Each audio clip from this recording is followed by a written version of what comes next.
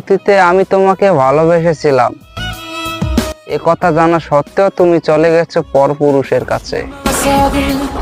আমিও তোমাকে ভুলে গিয়েছি, কবর দিয়েছি তোমার দেওয়া সকল কষ্ট বুকের মাঝে। বর্তমানে ফিরে এসেছো ভালোবাসি কথা বলতে। হায় রে বেঈমান, আমি ঘৃণা করি মাটিতে ফালানো থুতু মুখে তুলতে।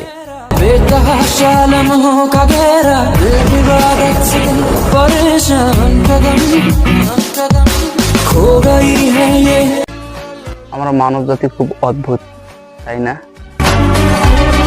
কাছে থাকলে মূল্য দেই না, আর দূরে গেলে আসতে পারি না।